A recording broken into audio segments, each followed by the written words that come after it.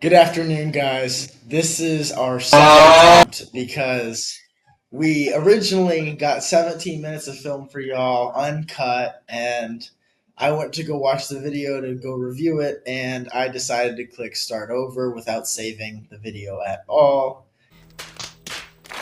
Um, this is our COM 122 project. It is on the misconceptions of older people in the automotive and auto parts advancing industry. Do it. These are my co classmates. We will be going over this podcast today. I am your host, Mason, and we hope you guys greatly enjoy what is upcoming. Hey guys, my name's Addie. I'm Aubrey. I'm Alex. Alrighty, guys. So, what we're going to do is I am going to start with a simple topic, and they are going to go through and ask questions. Addie and Aubrey are in class almost every day. I have not seen him in almost 2 weeks, so this is going to be a very fun and interesting podcast. Alrighty, so we are starting with what do you guys think of just older people in general? Do you think that they are cranky? Do you think that they're unwilling to learn? I think there's two parts to old people. There's either like the people that teach you new tricks that you never would have thought of with like information they've learned throughout their years, or there's the people that feel really entitled to everything. And then when they don't get their way, they're either really cranky or they're just rude. So like when they don't get their way, they just storm out or something. They're also usually very impatient. That's what I. Yeah. That's what I was saying. What do you think, Alex? I think some of them like act like they know everything about everything, no matter what. Yeah, that's definitely a solid key factor. Going through, I have 4 coworkers who are all above the age of 50. They definitely can be impatient at times, but they definitely are very open to learning. They're definitely very friendly. They definitely do pretty decent with customer service and stuff like that. But I can definitely say that they show up, they do their jobs as what's, we've asked of them. They know when to be there on time. They're very reliable when it comes to work. And, our system advances, at least once a month. Sometimes, about 3 times a year, we have an IT guy comes out and he'll install whatever new stuff we need. And, they're very quick to learn it. The company really focuses on keeping everybody up to date. So we actually have training in our work portals. So what we do is we have to go into the company's training website and we learn on the newest technologies and stuff like that. And we have to take the training course in order to keep going.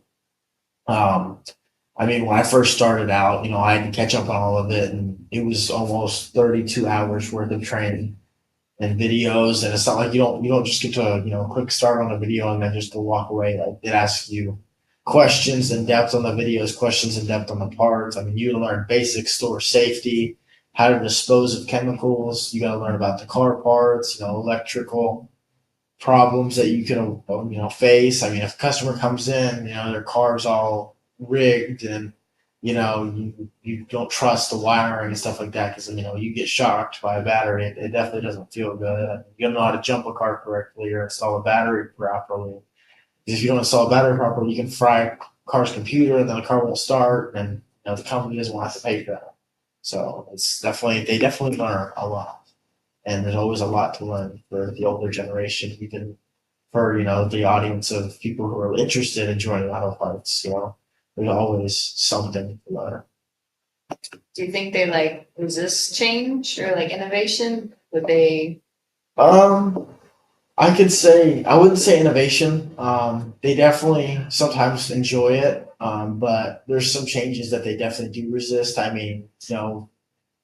every day is perfect. Not every company is going to be perfect. So when we get into certain times where the economy gets to the point, they cut back on hours, and then that changes schedules and stuff like that. Well, they definitely complain sometimes because some of them have a very set schedule, or they don't have like a big career anymore, so they're living off of a part-time job with along with their social security or their disability, and that's how they rely on it. But if they're not getting the hours that they need, then they definitely get upset about that type of change. What's the age gap that you have between coworkers per se? So the next youngest coworker I have, she is 18 also, but she's the newest. But before she came in, the next youngest was 34. So that would be 16 years. And then above that would be upper 40s, and then all the way up to 78. And does that like cause any issues that are like in your workplace? No, so far, no. Actually, the biggest issue coworker we ever had, we'll still technically have, but he's not going to be coming for a while. Is going to be, his name was Val. He he was 34. He definitely showed up late quite a bit. He didn't make the best, what's it called, life decisions or financial decisions. So he was definitely really struggling in life, and he lived out of a camper, and he rode an e-bike to work, and somehow magically once a month he would magically get hit by a car, and something would happen. I think the most second to most recent time, he came in after about a week off because of his accident, and he was missing half of his pinky. It's pretty interesting. And then Interesting. last week we got a call saying that he got in another accident, got hit by another car, and that we wouldn't see him for months. So the company's waiting for him to get better because they want to be able to, let him go, but you can't do that while somebody's in recovery because it's considered wrongful termination. Um, that's definitely a lawsuit waiting to happen. I've seen that firsthand. Um, and that's probably the most interesting and roughest coworker we've had. I mean, hence not all of it was his fault, but even when he was at work, he definitely struggled quite a bit. I mean, he would take a nap at work, not realizing that he's not supposed to be working, or he would sit on the toilet for an hour to 2 hours. It definitely wouldn't help. Um, but overall, the older generation definitely isn't bad. They're definitely there to do their job and go home. They don't want to be there long with when they have to, and they don't want to show up late.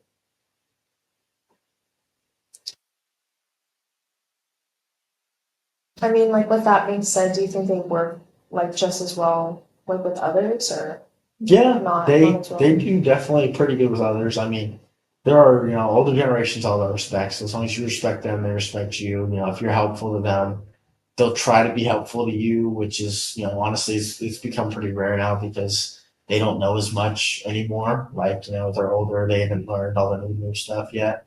So it's more of you helping them, but it's just you have to do it in a respectful way and understand that they are learning too. Like it's not just you can't expect them to have all the same knowledge that the younger people do, or the younger people to have all the same knowledge that the older people do. It's all different. So do you think they like really can't like handle or I mean, I guess keep up with the new technology? Like does it get frustrating for you having to like constantly teach and like update the like older generation or older people in your workforce? I wouldn't say it gets annoying or anything like that. I mean, it's definitely it's interesting because it's interesting to have somebody that's much older than you ask you for help like that. I mean, I get it. Like with a physical task, it's easily understandable because they're not the same physicality anymore. But sometimes it gets really interesting. Well, when they're asking you for help because they don't truly understand what they're So excluding the guy who's missing half of his pinky, would you say that the older generation is generally like more reliable? Yeah, they're definitely. I mean, I wouldn't even consider him of the older generation. I mean, he's still in his 30s. But yeah, That's I definitely can trust my older coworkers to come in and be there on time and get their stuff done. And, be ready to go. Wait, how do you get hit by a car? He rents an e-bike, and I don't know how. I don't know. Honestly, I really don't. I would love to figure out how he manages to be attracted to so many cars, but I still haven't figured it out. And it's quite interesting.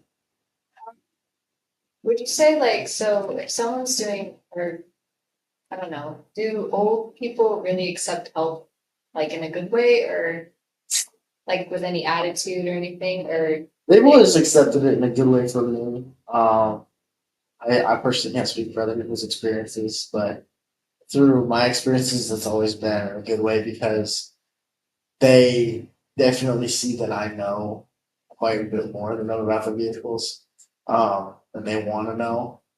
And some of them kind of get embarrassed because you have people coming in constantly and then they don't know how to run a system or something like that, or then they see somebody who's much younger and they're coming up and how to just it. I guess it could be kind of embarrassing or hurt their pride a little bit for customers to watch that, and they think that the customer might be judging them because of it. Would you say when it comes to like older vehicles and cars like that, that they're like much more knowledgeable than they? Some of them are. I mean, there's limits to older vehicles. I mean, older vehicles are much more simple. I mean, it's much easier. I've learned about older vehicles through racing. So I'm a part of a race team. We race, and then a club because we don't really race for money, and it's literally all the vehicles are older vehicles. I mean, there's stock cars, there's C10s, they're all Monte Carlo, like old Chevys, from the mid '90s and older. Like it's all carburetor injected. Like it's all old engines. They're both 350 small blocks, the 602s. It was just we go based on the CC of them. It's not based on the liters they inject. Because a 350 is basically just a 5.7. That's all it is. But new cars, that's all they call it. It's by the liters of injection. It's not by the CC of the motor. So that's what we go off of, and that's how I've learned about older vehicles and how their engines run, they build, and you have distributors and stuff like that, which is a rotor that tells the motor when each spark is getting sparked. It helps align the pistons. And we've gone through and replaced lifters and all kinds of stuff. I mean, there's not really much on an engine that I don't know about. What about like the physical part of the job? Because when people get older, their backs. So that's definitely one thing they struggle with quite a bit is the lifting. I mean, especially with truck and stuff like that. I mean, we put everything on carts for them. So all they're doing is just taking, maybe the heaviest thing they're moving is a battery. But even then, I mean, I'll be here all day and I won't have to go into work till 4. But if I still get there, they're usually pretty good about putting everything away except for the batteries, because the batteries are really the only heavy stuff, or the rotors, because it's just a solid metal wheel. So usually that's what they'll leave for me, just so I can put it away and get it done without them doing it themselves. Do they tend to make more mistakes than younger employees, or? Physically, no. I definitely can't say they make more mistakes because I don't really have an experience with younger people. The only other young person is the 18-year-old girl, and she came in to her interview. I was there during her interview. She said she knew a lot about cars, which she knows a decent amount, but she knew nothing of how our systems ran, the proper process of diagnosing a car. And honestly, I basically had to train her almost everything. I mean, like even, I have her come to me just as much as I do the older people about, simply where an item is on the shelf. I mean, it's you have to have a good, strong memory. You have to learn the layout of the store and different categories where the parts are. I mean, there's all kinds of categories we can apply. You have electrical, you have hard parts, you have suspension, you have drivetrain, you have water pumps, you've got fuel, you have brakes. There's a lot. And then it comes even harder when you have different makes of vehicles and stuff like that. And when you look at them, different brands carry different numbers. So you have to look at part numbers, and part numbers can be up to 10 numbers long. Well, it's not really an easy number to remember. So most people have to write it down. I mean, I started having to write it down when I started, but I've gotten pretty good about memorizing them. It's just about you got to write it down, and then you got to go find it. Customer, you have to be still be efficient for it. You got to be able to at least know the section it is. Because if you're looking for it for too long, a customer's going to get upset. Some of them will even walk out if they're that impatient. I mean, it's not like the area is hurting for an auto parts store because we literally have an AutoZone across the street. It's the biggest competitor sitting less than 500 feet away from our front door. So it's you got to just be ready to be the best that you can be for that customer. We welcome and make them want to come back. How often do you deal with customers walking out? With customers walking out, Yeah. Out of anger or just because they couldn't find what they wanted? Say anger. Anger, at least 2 a day. For what reasons? They're all older and they don't like the way you speak to them, or you're not doing it to their satisfaction quickly enough. I mean, an older customer definitely has a hard time grasping the fact that you're busy, because we have an online order system, we have a commercial department, and my commercial guy leaves at 3 o'clock. Well, most commercial stores don't close till 6. So as soon as he leaves, I take that over, and I'm still helping out the customers from the store. So you get to prioritize commercial because commercial spends way more money than a regular customer will. I mean, we have contracts with commercials that have since we had a Firestone down the street that opened 10 years ago. Well, they spent over $5 million with our store in that 10 years. So if I have them calling me and then I have a new customer that's in here to buy a $30 part, I have to prioritize the big contract. I can't just be like, well, screw you guys, let me hang up. I can't even put them on hold. I mean, you can't prioritize a $30 sale over somebody who's constantly buying stuff. So like for the hiring process, say a younger employee comes in and an older employee comes in, what normally? It's all going to be based on experience. I mean, it's an auto parts store. I mean, they're not looking for a degree. I mean, the only degree you're really needing if you're a store manager, which they don't even really go outside for that. When my last store manager retired, we had an interim one from another store that was running 2 stores at the same time, and then when they found my current one, he came from one of our stores in Georgia. Like it's very internal if you stick with it, but it's also a lot of hour work. I mean, my store manager does 50, 60 hours a week, which is quite a bit.